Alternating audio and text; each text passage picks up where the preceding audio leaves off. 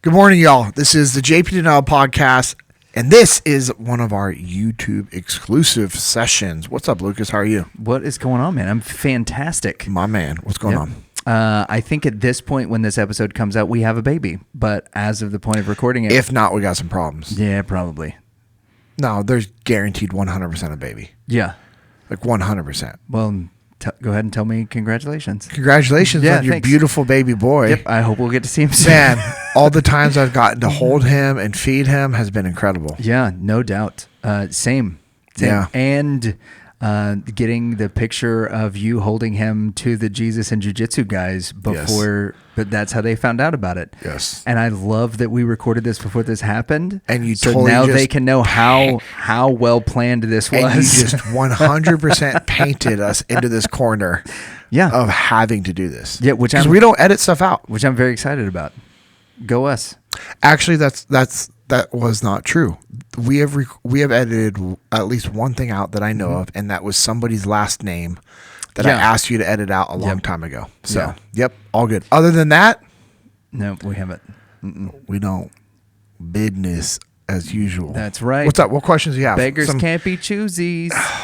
That's I've gotten a few Instagram messages from people. And it was one guy in particular, he was asking me for a favor, and he said, beggars can't be choosy, so I know. And I'm like, all right, this is amazing.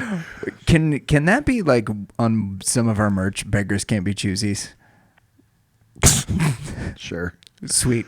I'll see if Echo can work me up a shirt locker thing. I mean, since he's my twin. Yeah. You ready for some questions? Let's do it. From Oscar Norlander. What's up, Oscar? What are your morning routines? Morning routines. When I'm home, man, my morning routine is just incredible. My wife brings me a cup of coffee to the nightstand. Whoa. Is this legit? I'm dead serious. That's how I wake up. That's so awesome. Dude, Amanda's love language is service and like caring for other people. It's incredible. I'm not exaggerating. Dude, we've been in some, not recently, but we've like had some bad arguments before. Yeah. Dude, she still brings me a cup of coffee in the morning. She's an incredible lady. She is an incredible human, an incredible wife, an incredible mother, woman of God. Yeah, so when I'm home, I wake up to a cup of coffee at my next to the nightstand. If I'm not waking up before she wakes up, like so on Tuesdays and Thursday mornings. And here's the other thing: on Monday and Wednesday nights, she'll ask me, "Do you want coffee before jiu-jitsu?" Because if that was the case, then she would set her alarm to wake up before me to make me a cup of coffee to wake me up that way. Wow. And I'm like, no, I'm good. Thank you. Because I'm going to drink a go on the way to jiu-jitsu. And she's like, because that's what I do in the morning. I'm drinking a discipline go as I'm driving to jiu-jitsu. No, that's how incredible Amanda is when I'm at home. My morning routine is I wake up to a cup of coffee. That's pretty cool. Yeah. And then I, I would say probably the very next thing is I will check my text messages. Just scan, not to like start responding, but to scan for any high priority things have happened throughout the night. Do I have any missed calls? And that's just like, so I always look through all those, and then I attack all the anything work related, boom, right away. Mm-hmm. And then I check my calendar. Yeah. Just as a refresher of like, okay, hey, this is my day. Here's my time frames. I look at my work emails. Again, scanning really quick. Any major things, boom. And then I'll just, whatever is needed next for my day based off of my list for priorities, then that's what I'll start doing. And sometimes I'll have time to go knock out a workout. Other times it's going straight into, the shower and then shaving, getting dressed and going into my office and, jumping on Zoom calls and handling work stuff. What's your shave routine like? Do you have like a way that you shave? Yes. So I turn on hot water and I put my razor under the hot water and let it get really hot. And then, that's if I'm not showering first, but if I'm showering, so I get out of the shower and I will not like dry off like my face or my hair. And then turn on hot water, razor into the hot water, shaving cream on, and then shave, and then dry off like the excess shaving cream, and then brush my teeth, and then do my hair. So I used to have to shave every day for work. I don't anymore, obviously. Yeah. But now that my facial hair is a little more tame, Yeah. right? I want to make sure that, you know, I'm staying presentable. Yeah, looking it looks clean, awesome, all of that for stuff, sure. right? So I've gotten back into my old shaving routine, which is to like I will blast the hot water, and then I'll take a like a wash rag or a washcloth. Yeah. Or a wash rag, Wash. depending on Wash what part of rag. the country you're from, Rag. right? And I'll let it soak up all the hot water. Will burn my hands, kind of wringing it out a little bit, and I'll set it to the side. And then I do I've got the Badger hair brush and the shaving cream that I like mix up, Really? put on the face, use the old school safety razor, and then whenever I'm done, I'll take the hot rag and then use that to wipe everything off, and then just hold the hot rag on my face for a little bit. That's awesome. It's like a little, like one of those Yeah. daily routines. It's like, all right, here's my 5 minute, like little bit of self-care that I That's get cool. to do that kind of like preps me for stuff. Dude, that's awesome. It's wonderfully refreshing. Well, what's cool is that's a routine that you've created, and that Yeah, for routine sure. gets you in the proper mindset. Yep. So, yeah, and then if, and I'll, you know, most of the time I'll put on praise and worship as well, like on Yeah. my phone, and just let it like play wherever I'm at. If I'm on the road, it's the same thing, depending on the time that I'm waking up, the time that I got in the hotel. Like, okay, hey, am I knocking out a workout right away, or am I going to get it in the afternoon or evening? And so that's the workout is dictated off of like what my schedule is like. I don't always get a workout first thing in the morning. When I do, I always feel great, but I also like working out in the afternoon as well. Like I really like afternoon workouts. Like I really, really enjoy them. So I know that I get more from an afternoon workout than I do than an early morning or a late night workout. Do you Guaranteed. think that, so I have buddies that get phenomenal workouts first thing in the morning. I have to first thing in the morning. And then I have buddies that get phenomenal workouts late at night, like after a full long day. Oof. I know. Mine is like a midday, early afternoon workout. Oh, bro, that is the sweet spot for me. Yeah, I used to be the late at night guy, but the last probably like 10 years or so, I realized that like doing something that hard in the morning and kind of exhausting myself helps me to keep my mind from like chasing squirrels all day. Oh, I agree. I'm not saying that it's bad for me. Well, right. I get good ones. I'm just saying optimal afternoon. Yeah. Or I might have to try to sneak also, in one of those, like, or you the know, noon class. Oh, the noon jiu-jitsu class at Double Five is unreal. I will say also I've gotten really good workouts when we've had a group of guys from Milestone Church come over to my house to work out. Yeah. And if I don't have anything on my calendar, and it kind of works for everybody, because on Fridays, most of those guys are open in the morning. They don't have until like later in the day or whatever. Well, a group of guys will meet at the house at like 8 a.m.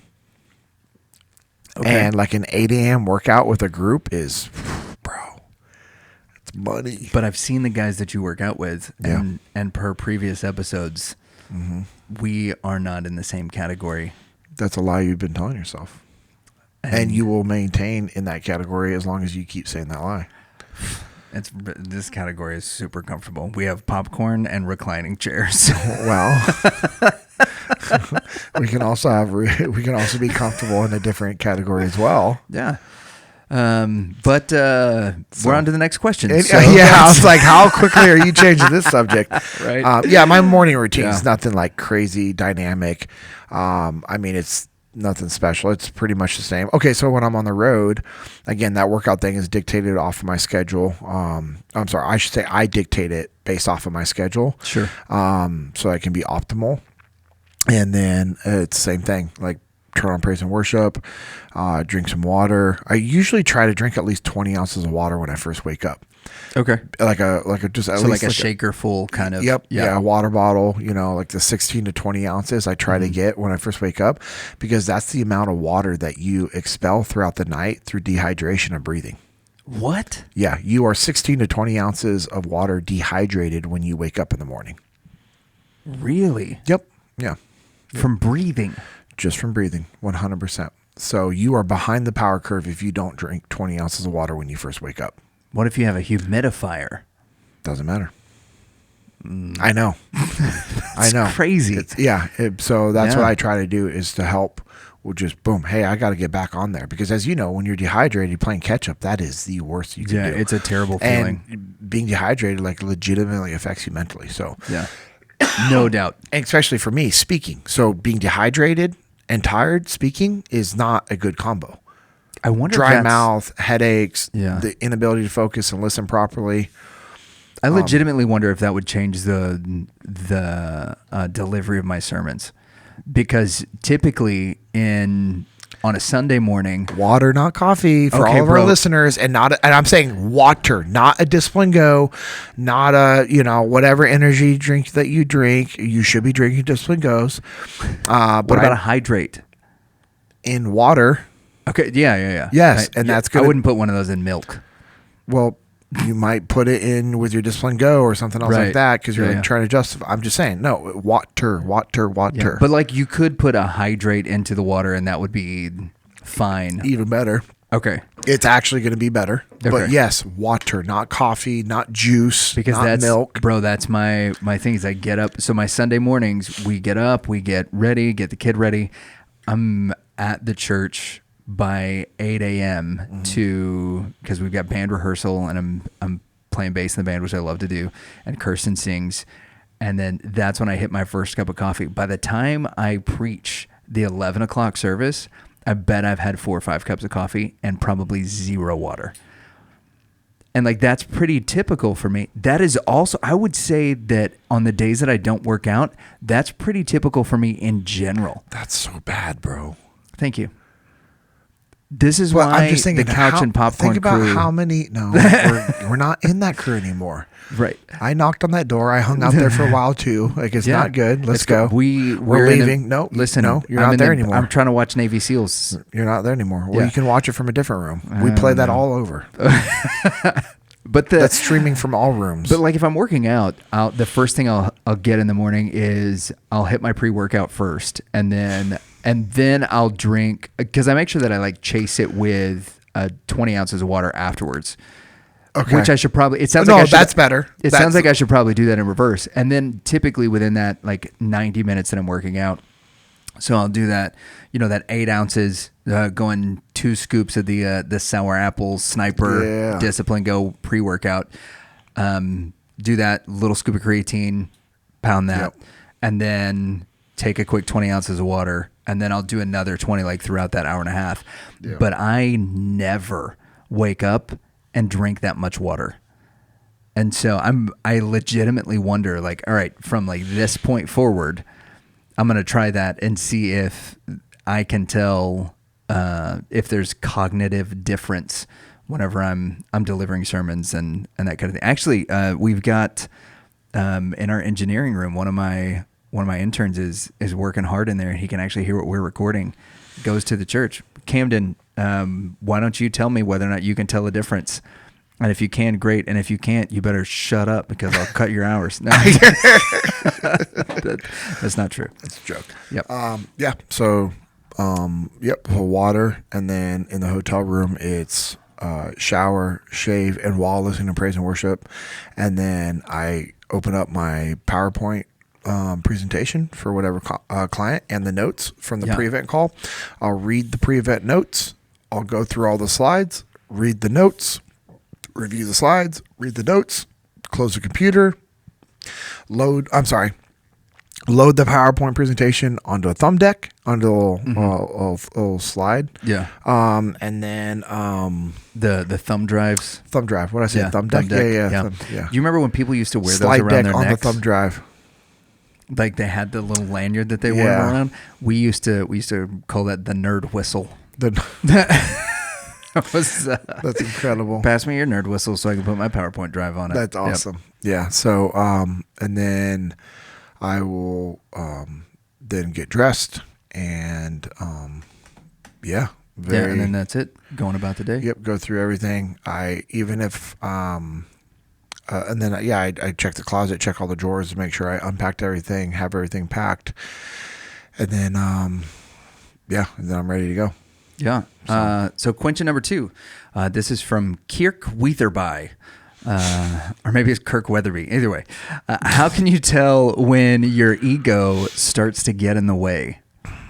When you start to get emotional and you are getting upset, that's your ego. All right. That's a simple answer. Yeah. Dan Wells, 732. When do you need to be the company guy, and when do you need to say no? Well, you can be both. Okay. Because if you're the company guy, and I'm assuming and that's why, it'd be cool for us to do like a live Q&A session. Bro, I am so in. Yeah. So if we can figure that out, we need to let our listeners know when it's going to happen. Okay. And then we'll come into the studio, because literally all I have to do is push play. I've got everything we need to go live. We could do this live right now in less than 5 minutes. We got everything that we need. We used to live stream, what we still do with the students that do like the lock-ins, the all-nighters. We'll live stream them playing video games while me and some of the other adults commentate on what punks they are.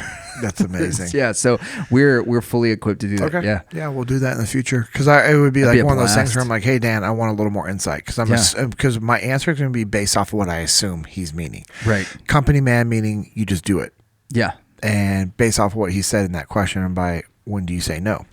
Here's the thing that we need to think about, Dan, is when we say no, why are we saying no? We're doing it because when we know something's wrong, unethical, and it's not within the standards of which we should be doing something. Right. So in reality, if we can communicate the no properly, we're still being perceived as being the company man, which I'm assuming he's saying the company man just gets the work done and does it and shuts up and, doesn't ask questions. Yeah. And to me, if I feel like I have to be a company man, then that's telling me I don't have a good relationship. I was going to ask about that. Yeah. Yeah. And every time, like I have, so we want to create a culture wherever we're working to where people feel comfortable to ask questions, get clarification, and have back and forth conversations. And if I'm in this situation where I'm like, oh man, what do I do? Do I just do it, or do I say no? That tells me I don't have alignment with my leadership. So now I'm going to look at this as an opportunity to get alignment with my leadership. So let's say, Lucas, you tell me to do something, and I'm like, man, do I just do it? Do I shut up and do it? Or do I say no because I don't think we should do it? I'm going to look at this as an opportunity to build a relationship with you and to get alignment with you. And so it would be something similar to this. I'd be like, hey, Lucas, I could use your help. Okay. So I'm going to say that because, we're role playing. And when I said, hey, Lucas, I could use your help, your posture changed alone just by that. One, because you're like, oh, that's curious. But two, also when people ask you for help, it changes the way you think about things.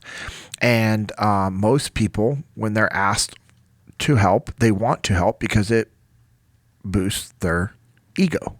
Yeah. So I'm going to use that to my advantage so that I can get alignment. You're not using it to my advantage to manipulate. I'm using it to my advantage to get alignment with you. You're my boss. Why would I not want to be aligned with you? What benefit does it come from you and I not being aligned? There's nothing good. Yeah. So I want alignment. And so I'm going to say, hey, Lucas, I could use some help. I'm a little confused. Yeah. You asked us to go do this, and I can go do it. I'm capable of doing it. But to me, it seems like if I do this, it could get somebody hurt. And I know you don't want anybody to be hurt. And I know you don't want me to cut corners. And I know you want me to do things the right and ethical way. Correct? Yes. Okay. See, I knew that. What I'm confused about is if I do it this way, and this is how I heard you put out the word, I feel like somebody's going to get hurt and I'd have to cut corners to get the job done. What am I missing? And I'm going to just be quiet. And I'm going to listen to you. Yeah. And I'm going to get alignment with you, because what I'm hoping is when I repeat these things back to you, you realize, oh, that's not my intent, or no, I would never ask you to cut corners, and no, I don't want anybody to get hurt. Right. And so we're going to go back and forth until we get alignment, and I know that I'm comfortable with doing it the right way. And let's say we keep going back and forth, and it gets to the point where no matter what, like the boss is just, maybe they're just not a good human, they're not a good person. They're like, yeah, that's what I'm asking you to do. Get the job done no matter what, because if you don't do it, I'll find somebody else. Well, this is one of those points. Those are one of these moments where I have to actually assess and evaluate. Well, if I say, well, I'm not doing it and I quit, and they go find somebody else to do it, well, that's definitely going to get somebody hurt. So I'm going to look at it at a point like, is there a way I can still do this and minimize the risk? Mm-hmm. And so, because once you say, no, I'm not doing it, you lose all the ability to influence and protect your team. So that's something that you have to think and assess. And that's a hard situation. Yeah, that's a tough one. And that's why we go back to the small iterative decisions. We're making small iterative decisions. We're asking questions. We're getting alignment, and we're finding ways to solve the problem. All right, dude. That's these give me, these little Q&A sessions give me so much like good info and stuff to think about, because like that thing in particular, right? The advice that I would have given to somebody would be like, oh, well, do it, and then tell them, hey, if I do this, can you give me an explanation later? The come do it with me is not only a better solution to that situation, but it allows you in real time to be able to understand why you're doing what you're doing without having to execute on something you feel unethical and then wait for them to hold up their end of the bargain and just hope that it happens, right? Yeah. Yeah, that's what. But I used to have a joke with my wife that like some people have ride or dies, right? And I have an ask questions and get us both shot because it's the like, hey, we need to do this, or hey, go do this. Well, why? And it's like, oh, well, too late. That's it. And now we're both just like standing at the pearly gates, like, well, you should have shut the gate. Yeah. So, well, but there's that could be a conversation for a whole other episode, honestly. Right, but so much of it is exactly what you said. It's about the trust that's built in that relationship. And early in our relationship, it wasn't at the point where it is now, and that's changed significantly. So I think it's awesome, man. Well, cool, great perspective. Thank you. I appreciate the opportunity that we get to do these. Yep. I enjoy them. And so we just want to thank all the listeners. Thank you for listening, subscribing, for sharing, for commenting. You guys building this community, you building the community around our conversations and our thoughts. We really appreciate it. We're honored to do it. Make sure you're checking out what we have going on at echelonfront.com. Make sure you're following us on social media. I am at JP Dinnell. Lucas is at Lucas Pinkard. Also, you can follow Jesus and Jiu-Jitsu _USA. Little Cattle Co. That is a beef company I'm a part of. So that's littlecattle.co. And also you check out On the Path Printing, as well as Bruiser Arms is a company I'm a part of with Jocko and Leif. And then as always, we want to thank Origin and Jocko Fuel for everything that they do to support us and to support the working class Americans that are out there with great products that are 100% American made and great clean supplements. So as always, again, thank you for listening. Thank you for commenting. Thank you for sharing, because when you guys share it, it actually helps us grow the podcast. So keep doing what you guys do. Go out there and keep working hard, and never, ever settle. Never settle. Thank you guys. Appreciate it. Out.